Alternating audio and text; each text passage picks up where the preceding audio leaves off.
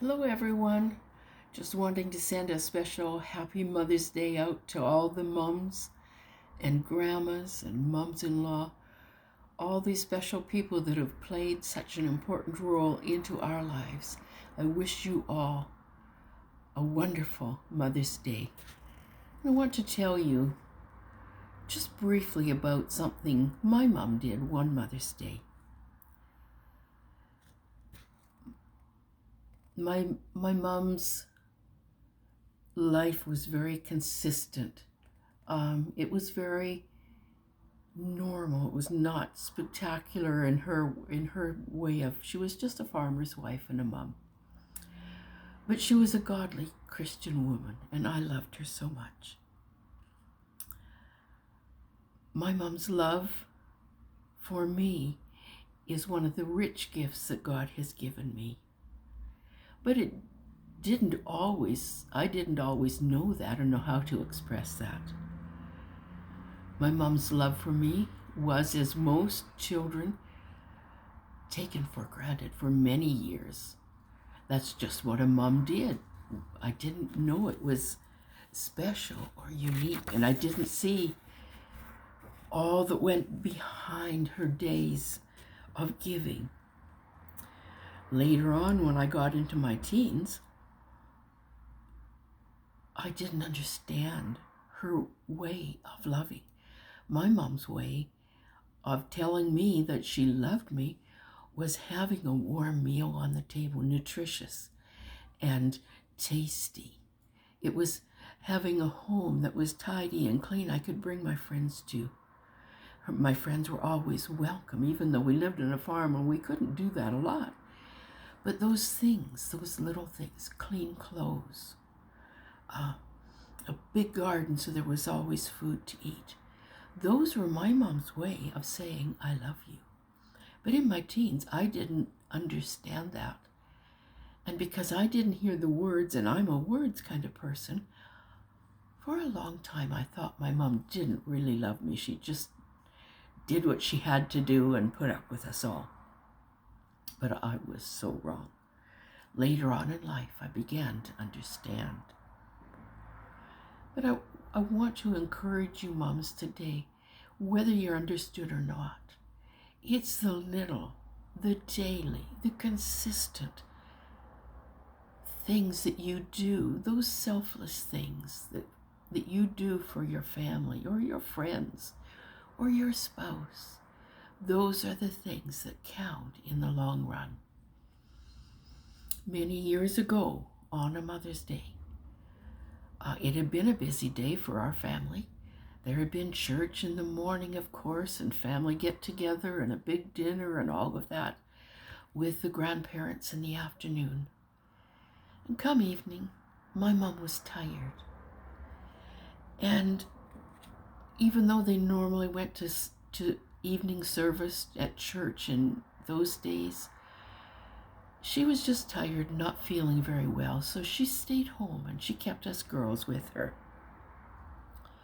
And that night, not knowing what was happening, she did one of the most important things in my life that has ever happened to me. It was just everyday things. She had to get the house cleaned up and the dishes done. No dishwasher in those days. It was all done by hand. So us girls played as she cleaned up and got everything ready. And then, as was the normal practice, she got out the children's Bible story book. And she called us to her and she read to us. The reading that day was from the Gospel of John. And it was a story of where Jesus was preparing his disciples for going away. And they didn't understand any more than as children we did. But he knew he was going to die for their sins and be buried and resurrected and was going to ascend to the Father. And when he was there, he was going to prepare a place. And that's what the story was about. It was about the wonderful place Jesus is preparing for each of us that love him and obey him. So after she read the story, then she explained that she and Daddy had already made their reservations, and they were booked to go and live with Jesus someday in the future. And that heaven was a beautiful place, a wonderful place. And she was looking forward to going. And of course, as children, we, can we go too? Can we go too? And so she spent a few minutes telling us, yes, we could go. We were wanted there. There was a place prepared for us, but there was something we had to do first. And she talked about having to have our hearts washed clean. When we did things that were wrong, that made our hearts dirty, and we couldn't go and live in heaven with dirty hearts. And so she explained that only Jesus could wash our hearts and make them fresh and clean again. So after she'd explained, and it wasn't theological or heavy, we were small children, I asked her if Jesus would wash my heart and make me ready so that I could go and have a place in heaven with him. And I didn't know it until many years later. She struggled with that decision. I was so young, and she didn't know if I understood enough. But she did what a good mama does. She says, I'm going to trust God. I'll take her as far as she knows to go today, and I'll trust God to take her the rest of the way. And so she didn't need to explain to me that when I was disobedient, or when I lied about my disobedience, those were the things that made my heart dirty. And so she helped me say a simple prayer of saying, I'm sorry, Lord Jesus. Will you forgive me for the wrongs I have done? Will you wash my heart and make it brand new, fresh and clean? And then prepare a place for me where I can come and live with you someday. And so she prayed, helped me pray, and then it was time for jammies and goodnight kisses, and it was just all a part of an ordinary day.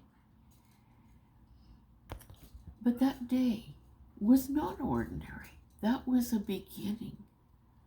That was the beginning of my life with Jesus, of my walk with him. And Mom and Daddy have gone on ahead, and they're enjoying that beautiful place prepared for them.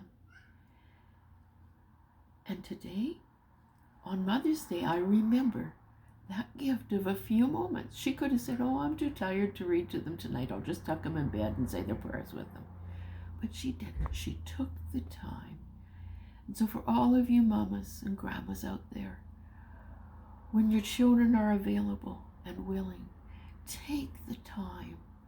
Open your hearts to them. Let them know the things that are important to you.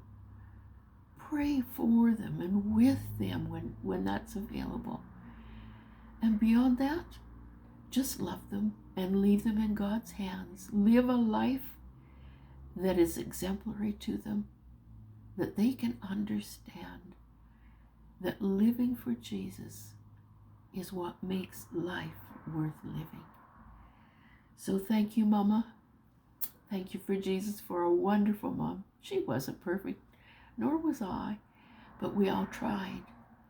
And together, as we do our best and live the everyday moments for the Lord, this world and the people in our lives are better for it. So mamas out there, happy Mama's Day to all of you. Love Jesus and celebrate your worth in him.